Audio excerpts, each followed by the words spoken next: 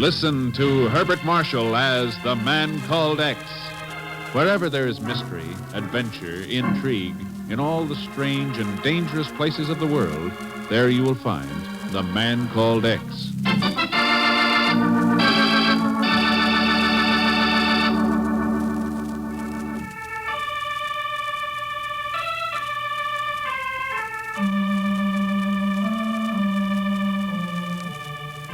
The silvery rays of the full moon caress the sleeping city of Dar el-Baida, the city known as Casablanca.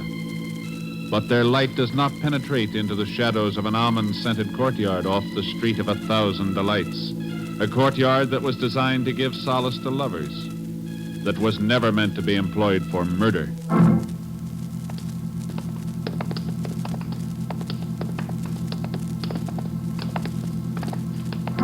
This is far enough. No one will see us here. All right. Are you ready to talk now? You know what will happen to you if you insist on being stubborn. I said, are you ready to talk? All right, take care of him. Hit him again. Hit him again. Again. Talk. Do you hear? Talk. Give us the information we want, or we'll... Stand where you are. The gendarmes. We must get out of here. Come on. Hey! Hey, we should fire! Hey, come over here!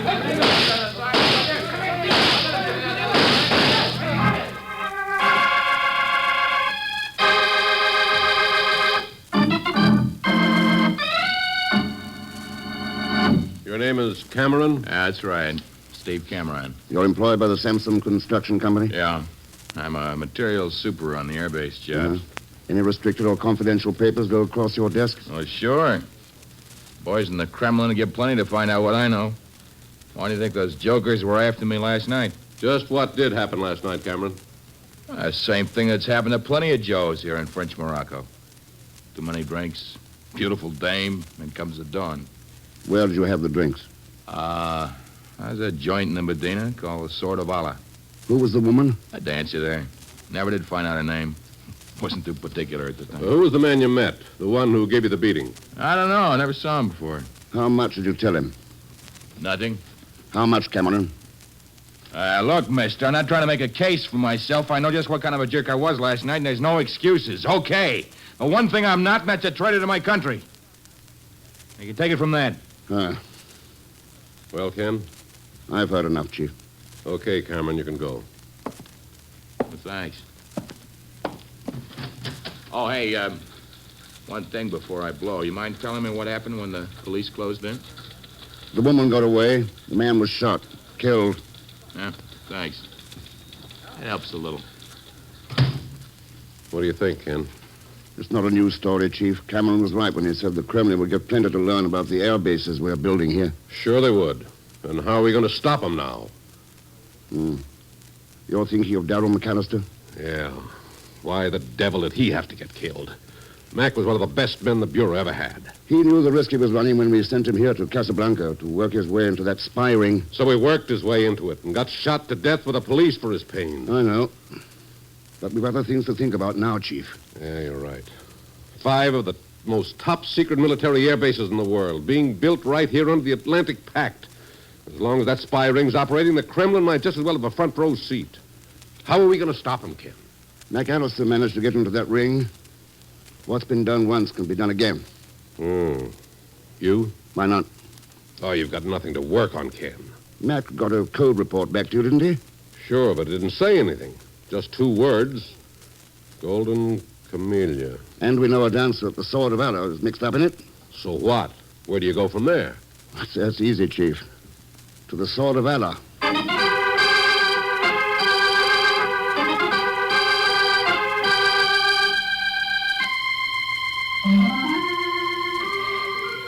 Welcome, gentlemen. Welcome. Petrov himself greets you at the Sword of Allah. Well, thanks, Petrov. How about a table and a bottle of stock? But of course.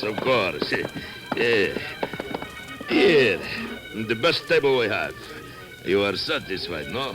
It'll do. The gentleman wishes for company at the table. Company? Petrov does not wish his guest to be lonely. Perhaps you see someone you would like to talk with. Perhaps the lovely Maida, Maida? Is she the dancer over there? You have noticed her already, no? But then Maida makes it rather difficult not to notice her. Does she not? You got a point. Why are you interested in having her come to my table? Petrov is always frank. He always tells you the truth. He believes that charms of Maida will change the gentleman's orders from stock to champagne. Is Petrov right? You win. Champagne. If Maida comes to my table. I promise that she will, my friend. Petrov will send them both right over. Huh? Arms, Effendi. Arms for the love of Allah. Arms for the unfortunate Effendi. Sure, natural. Willing to settle for 2 bits, pagan? You're kind, Effendi. Most... Pagan? What kind of a strange name is this? It's even stranger when you tack Zelschmidt onto it. Mr. Thurston, how come you knew it was me anyway? Pagan, there's not a burnous or fake beard in the world that can hide the dollar signs in your eyes. Huh? What the devil are you doing here, anyway? Well, it's a long, sad story, Mr. X. The saddest part being that I'm broke. You wouldn't happen to have a spare $20 until your next payday, eh? And if I have? Well, being that I'm in such a financially embarrassed position, without funds, you understand. What do you know about golden camellias? A cinch. I can tell you anything you want to know about. But what? Skip it. You sure you want the $20? The Stalin won Berlin. Just pass it over, Mr. X. A 10 and 2 5s will be fine. Not so fast. You'll have to work for it. Work? Tell you about it later. We're going to have company. But, Mr. Thurston... Quiet. Good evening, Effendi. Petrov says you have been gracious enough to invite me to your table. That's right, Maida. Mighty nice of you to accept. You bet, baby, you bet. Sit down, Maida. The champagne will be right here. Yeah. Would it not be more pleasant, more comfortable to become acquainted over champagne in Maida's dressing room? Dressing room? Wow. Sure, why not? You bet. Come on. What are we waiting for? Hamid, Hayawan. Huh? The invitation was for 1, not 2. But, baby... You heard the lady. But, Mr. Oh, shut up. See you later. But... Ah, how do you like that? Gives me the brush up just because he's jealous of my accent. Yeah, and what's that Maida cookie got to be stuck up about? I've seen plenty better fish. Even if they do call her the golden camellia.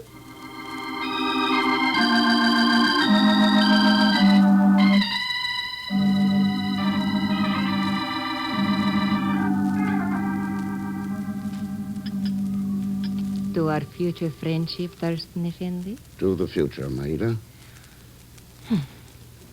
So, why is it you wish to speak with Maida? You must have met lonely men before. I have met enough, Effendi, to know you are not one of them.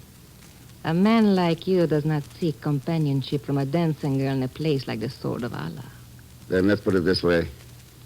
There are 5 top-secret American air bases being built around here. I happen to know a lot about them. I can learn a lot more. And information like that should be worth plenty of money to somebody. I'm afraid I do not understand, Thurston Effendi. What has all this to do with me? I want to meet that somebody. And so you come to Maida. That's right. You have made a mistake, Effendi. I am but a simple dancing girl. I know nothing concerning of what you speak. That's not what Darrell McAllister said. McAllister? Yeah. What else did this McAllister tell you? He might have mentioned the words golden camellia. Well? Come in, please. But of course, my dear Maida. I should dearly love to join you and the estimable Mr. Thurston. Yeah, it's cozier this way, isn't it, Petrov? Much less strain on the ears. You have wonderful sense of humor, Mr. Thurston. Wonderful. Yeah. As you so rightly surmised, I was listening to your conversation from the other room. I found it most interesting. So? As I understand it, you wish to make contact with someone who is willing to purchase certain information. Is that correct? Well, if you heard us talking, you know the answer. True, quite true. Well, do you want to buy? Oh, my dear Thurston, I have not said that I was that person. Well, if you're not, I'm wasting my time. Thanks for being interesting company, Maida. No, wait, Effendi. Do not be so impetuous, my dear comrade. It is quite possible you will be able to transact the business you have mentioned. All right. Where? When? Just off the Boulevard de la Guerre, one might find a curio shop. It is known as Tasinaris. Tasinaris. They sell and buy all kinds of objets d'art at Tasinaris. And if they are told that Petrov has recommended you, I'm certain you can do business there. Yeah, you know, Petrov, you're being pretty obliging. Maybe too obliging. Am I? Yeah. Isn't it a little dangerous to give a stranger information like that? Dangerous, my dear Thurston? No, not at all. You knew about my friend McAllister, you knew about Maida, and you know of the Golden Camellias. What is there to be afraid of? Maybe a double cross? You see that chair some 10 feet from where I stand? The arm is quite thick, made of strong wood. Now, despite my more than ample bulk, I can reach that chair. In an instant.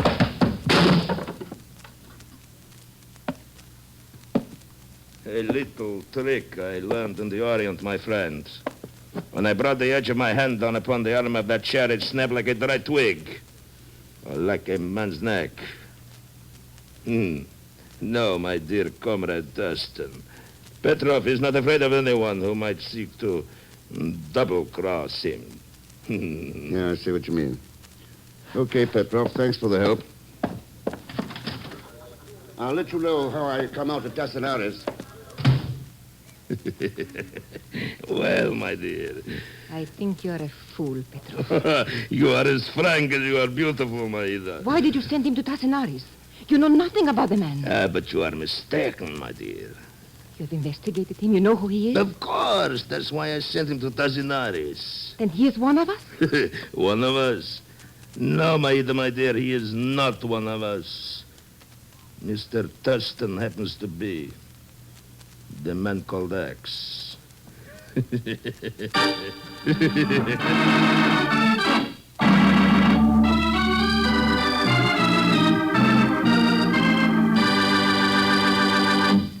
We'll return to the man called X in just a moment. Here is an urgent message for all ships' radio officers. The Federal Maritime Administration is calling all former merchant marine radio officers to come back to sea. Right now, scores of ships are riding at anchor, loaded and ready to sail. Their cargoes are vitally needed by our fighting forces and by our allies. Especially right now, the need for radio officers is acute. If you have had 6 months merchant marine radio operating experience since January 1935 on any kind of FCC license, the American Radio Association, CIO, will help you get an emergency license to ship out at once. You will earn more than $600 a month. Former radio men are urged to write, phone, or wire to the American Radio Association, 5 Beekman Street, New York City, which will put you in touch with the port office nearest your home. Or go now to the American Radio Association, 5 Beekman Street, New York City. Now, Act 2 of The Man Called X, starring Herbert Marshall, with Leon Belasco as Pagon Zellschmidt. The United States is building 5 top-secret air bases in Casablanca, and Ken Thurston is trying to work his way into a spy ring that is known to be operating there. Now, accompanied by Pagon, he's looking for a curio shop recommended by Petrov, unaware that the suspected spy knows Ken is the man called X. Look, Mr. X, I've been following you all around this Casablanca joint, and I still haven't seen hide of that 20 smackers. You haven't done any work for it yet, Pagan. What's that got to do with it? You ought to see how my expenses are piling up. Wear and tear on my sandals, laundry bills for this sheet I'm wearing. Hey, why did we stop in front of this old junk shop? Miss Tassinari's curio shop. We're going in. But there is no light on in there. Nobody's home. Let's try the door. What? What do you know? Jones unlocked? Yeah. It's the second time tonight somebody's been very obliging. See? There's nobody in here, Mr. X. Nothing but statues and lamps and vases and vases. Let's try that back room. So that's it. So what's it? There's nothing in here but a row of iron sinks and A bunch of cameras and stuff. These cameras shoot microfilm, Pagan. Look here. This must be the last batch of stuff they were photographing. Hey, overstuffed silver dollars. They're silver medallions with a gold floral design on them. Golden camellias. I'll bet they're worth plenty, huh, Mr. X? Yeah, for once, I think you're right. Well, there are so many of them, I guess nobody will mind if I help myself to a couple of... Don't touch them! But I just wanted to take a look, Mr. X. Hey. Hey, what's this wire doing hanging on to this one? Wire? Get down, Pagan. Huh? Watch it.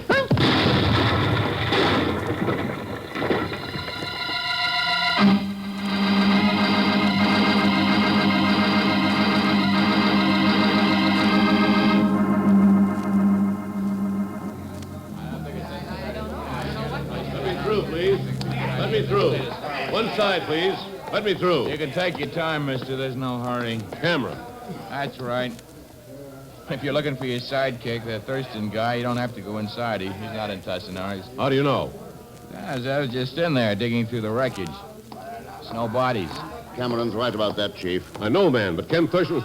Ken, what the devil's going on here? What happened? That'll wait, Chief. How'd you get mixed up in this, Cameron? I'm a funny kind of guy, Thurston. I don't like to be shoved around like I was last night.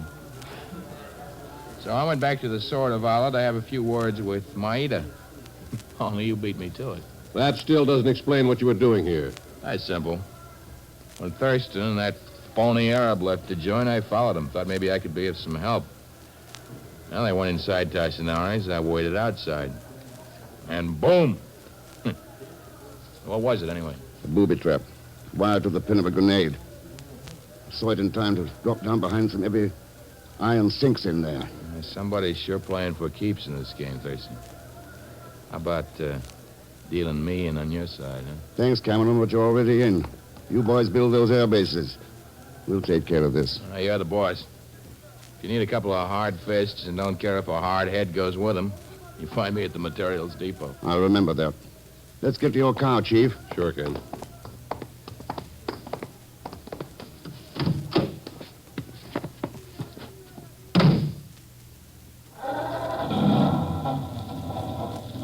So you got my phone message, Chief? Yeah, I got it all right, but a little too late to do any good. When I reached Tassinari's, I was sure you'd been blown to Zelspit.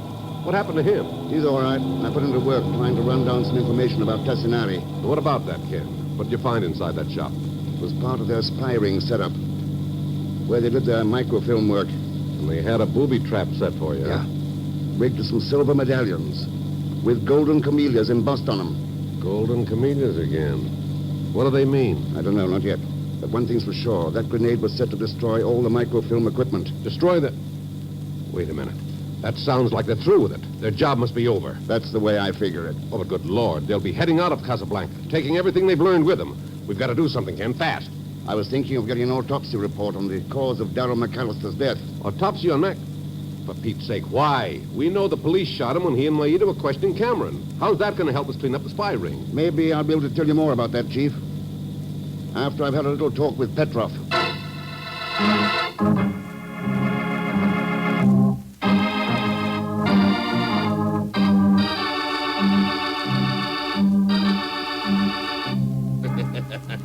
So you've come back to face Petrov once again, my friend. You are a very brave man. Very brave. But foolhardy, too. I'm glad you find it so amusing, Petrov. But of course, my friend, you must be very desperate indeed if you've come back here now. I take it then that Tassinari did not wish to purchase your information. We can cut the double talk, Petrov. You know who I am. Does that mean you believe you know who I am, too? It's not too tough to guess at this stage of the game. So? You gave me a warning once, remember? Quite well. On the edge of my hand, the broken arm of a chair snapped like the back of a man's neck. I remember giving you the warning. Well, I'm giving you one. You and your pals have 12 hours to turn over the microfilm to me. All the information you've managed to dig up on the airbase. So? You threaten me? You call me spy? You're right, isn't it not rather foolhardy of you to do that here? In my own rooms at the Sword of Allah?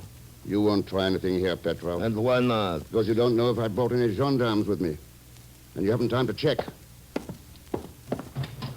And remember, Petrov, there are other things besides the edge of a hand that can break a man's neck.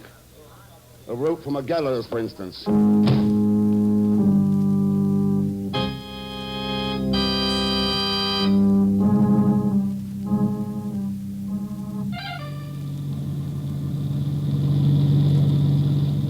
Okay, Mr. X, there's been enough shilly-shallying about these $20. How's about forking over on the line? I want to talk to Tassinari first. Ha! It's already as good as dead. Sure you found him? Sure, I'm sure. Didn't I get the dope straight from my cousin Abdul? He knows all the crooks in Casablanca. No, not a Zelschmidt. Well, you know how it is, Mr. X. There's always a black sheep in every family skeleton. Now, there's the joint where the Tassinari Joker works. It is a timekeeper's shack. Yeah. On the airbase construction job. Pretty screwy, eh, Mr. X? Why would a character running a brick store want to work out here, too? Suppose we hear what he's got to say about it.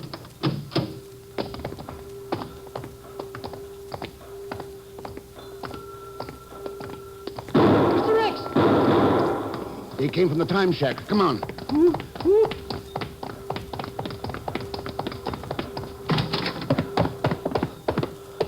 Huh? Oh, Mr. Thurston. Yeah. Looks like we're not going to talk to Tassinari. But there's nobody else here.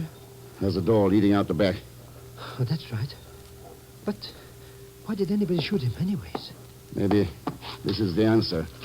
A broken silver chain? Yeah. The kind you could hang a medallion from. You mean somebody was after one of those big, thick, golden camellia things and shot him for it? He wasn't shot. He wasn't? Oh, but we heard it. There's a gun on the floor over there. He must have tried to shoot whoever killed him. But that don't make no sense, Mr. X. How did he get bumped off then?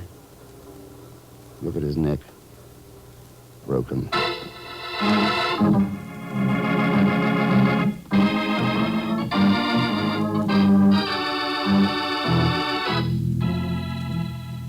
So Tassinari's dead, too. That's right, Chief.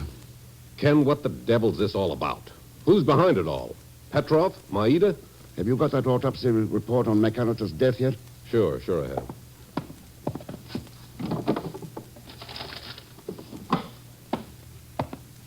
Here it is, Ken. But I still don't see what good this is going to do us. That depends, Chief. On what? On whether he died from a police bullet or if his neck was broken.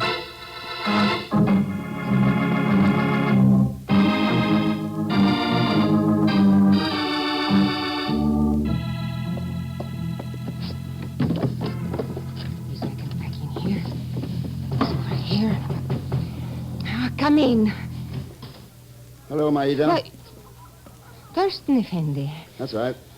I see you're packing. You going somewhere? And if I am? I was hoping you could explain a few things to me.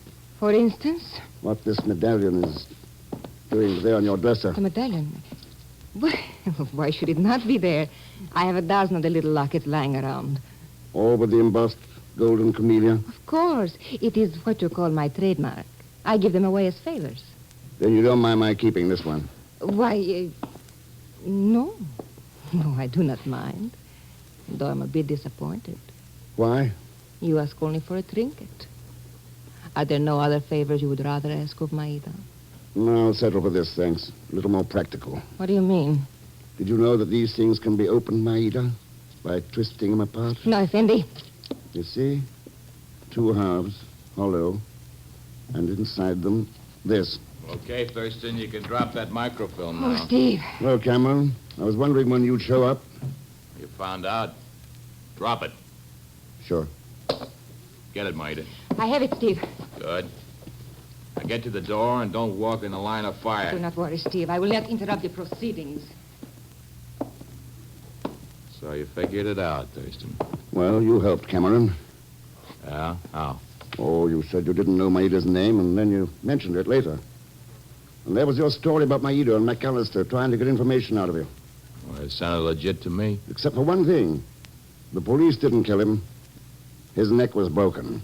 Yeah, what'd that tell you? that the two of you were really questioning him, trying to find out who he was, how much he knew. And when the police closed in, you shut him up for good. By breaking his neck? Petrov's the lad who uses judo. He hasn't got a monopoly on it. Tassinari could prove that, too, if he were able to talk. What did he try to do? Double-cross you? Get away with the film himself? Yeah. He learned it didn't pay. It's like you're going to learn it doesn't pay to buck up against me. Open the door to the corridor, Maida. Of course, Steve. Now take this gun. Stand guard outside. The gun, Take Steve? it and get out. But, Steve... Get out. Very well, as you wish. All right, Thurston. Now it's time for a little lesson in judo. Okay, Cameron, start teaching. But you'll have to do it in the dark. Okay, Thurston. So you smashed the lamp. As soon as my eyes get used to the dark, I'll find you easily enough. Okay, so it wasn't you. The room's not too big. I can move as quietly as you can. Can't get away, Thurston. I'm coming after you. I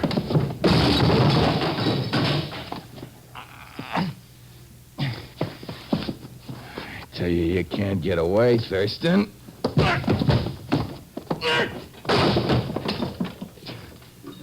God, get you. Now! Now! Where are you? Where are you? Where?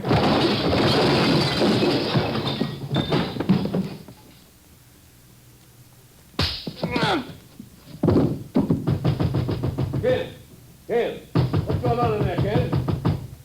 Ken, are you all right? Ken, open the door. Ken, are you all right? Ken, what the devil... Good Lord. That's all right, Chief. Cameron's inside here. Cameron? Yeah, he's the big wheel. What about Maida and Petrov? We've got him. The microfilm, too. But, Ken, what in blazes went on in here? Oh, a little judo lesson. What? Yeah. You know something? Sometimes the best defense against judo is a good hard right to the jaw. Well, why did you risk it? You knew we were waiting out here. Why risk your neck like that? Cameron needed a lesson, Chief. For Darrell McAllister's sake, and all the others. He thought he could fight the world. Guns. Trickery. Well, he learned it couldn't be done. Learned it the hard way. Let's hope we don't have to teach his bosses the hard way, too.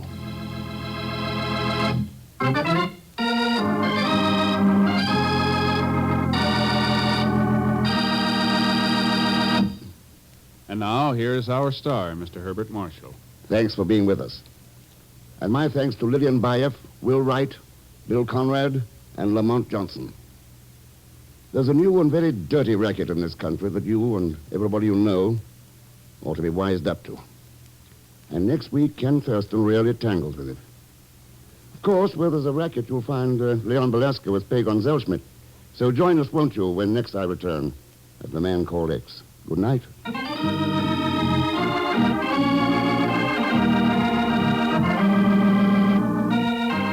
The Man Called X, starring Herbert Marshall, is a J. Richard Kennedy production with music by Milton Charles. Tonight's story was written by Sidney Marshall.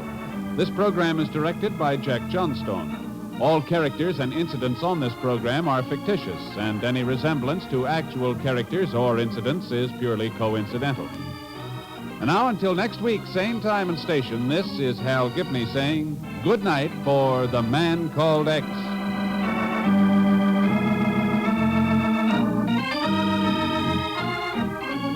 This is NBC, the national broadcasting company.